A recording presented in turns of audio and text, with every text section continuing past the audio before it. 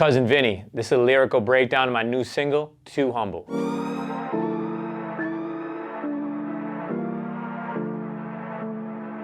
Too Humble is the third and final kind of installment of this trilogy of the 3 singles. Too Humble is really an explanation of my ego and becoming comfortable with the character that's Cousin Vinny, and understanding how those two, how Vinny and Cousin Vinny really start to work together to make this dream come true, or to make this art come true, and dealing with that and understanding where my ego falls in that, and just to have a real conversation with myself.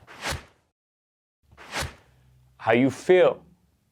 I've been way too humble, made it out the jungle, now it's Royal Rumble. How you feel is supposed to be the voice of the therapist or myself in reality, asking myself as Cousin Vinny the questions, and Cousin Vinny as a rapper being real about how I'm feeling. So, you know, I think everyone has their own personal struggles they go with, but it feels like I've overcome a lot personally, and this is kind of me coming out the side, and then now it's my time to kind of take it back, and I'm ready to go, ready for whatever.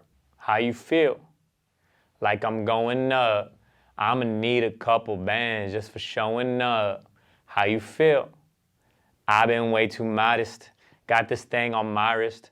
Think it's made in Paris. Just a little play on words, but I think the statement of I've been way too modest is something that, you know, isn't said a lot in today's society. I think modesty is something that sometimes gets overlooked as always a good thing, but I think sometimes being too modest sells you short on your dream of what you want to do and who you can really be. I've earned this, it's my time for me to shine. How you feel? Feeling like a king. Ain't no paper chasing, we just chasing rings. You know, it's never been about the money for me, it's always been about a championship. And what is a championship? Something that stands the test of time. You can always look back and see who the champion was any given year. So, you know, ain't no paper chasing, we just chasing rings.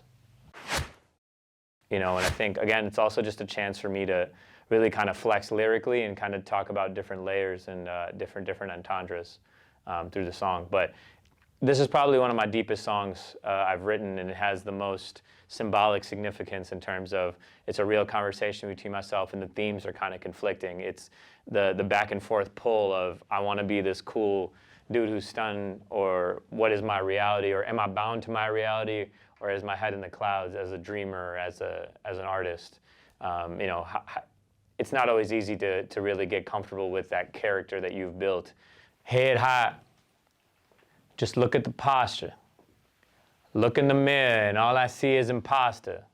Head high is a double entendre. Head high is holding your head high and keeping in good posture and letting everybody know who you are. But then head high is also a way to describe how you might feel, you know, when you're a little off something, or you're not feeling fully centered. You just feel like a head high. Look at the posture. So head high meaning, am I sitting up straight? But then head high meaning like my head's a little in the clouds. Look in the mirror and all I see is imposter. Telling myself that the change is the only thing constant. So it's really just about being able to look in the mirror and be real with yourself about what your reality is and what's going on. Drop off the change in the chase, then make a deposit.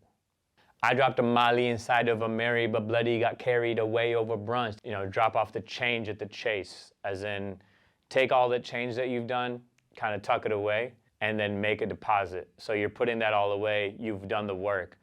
You know, the words Molly and Mary are 2 girls' names, and then Bloody Mary, something you drink at brunch. To Teddy get scary, start seeing canaries and berries, now I am the captain like Crunch.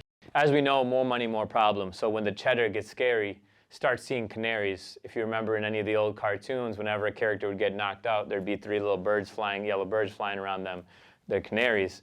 So the cheddar gets scary, start seeing canaries and berries, now I am the captain like Crunch, as in Captain Crunch, everyone's favorite cereal growing up. Think that the boy is a munch, but that don't mean much if she ain't a custody. Shout out to Ice Spice for some new vocabulary. Basically what I'm saying is, you know, it don't matter if she's into you, if she's not actually pulling up and being a customer for you, if you know what I mean. I got no time to discuss, I've been up since dusk, I'm rolling up musty. Just after a long night, you know, this is a little double entendre, I'm rolling up musty. As we know, sometimes we can talk about the ganja as being a little bit musty.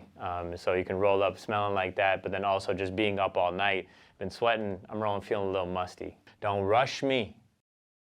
Yeah, Rushmore, my body. Van Gogh, my work. Dead Poet Society.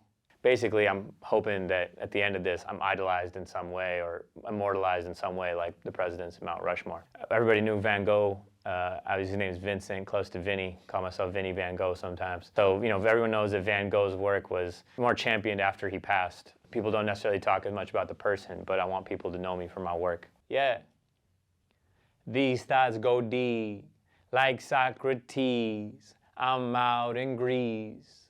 As we know, Socrates, the great Greek philosopher, obviously, he was known as a legendary thinker. Let him in, let him in, let him in. Who ain't I better than? I've been too numb to the BS like ketamine. So I say, let him in, let him in, let him in, as in, feeling like I need to be let into the industry, let into this world, ready for my time to shine. Who ain't I better than? I'm better than anybody that's out right now. We know the effects of ketamine typically are numbness, so it's I've been too numb to the BS like ketamine. So just, and generally, I'm not worried about anything else going on around me. Pull up like Vasco da Gama and settling. I see the devil in settling. Vasco da Gama was a Portuguese settler back in the day, so it's a triple entendre, as in Vasco da Gama settling in on someone else's land, and I see the devil in settling. So there's some devilish intentions in settling in another person's land. There's also the devil in settling in life. And then there's also just settling in, as in I'm just going to come in and make my own, do whatever I want. So it's a little bit of a triple entendre.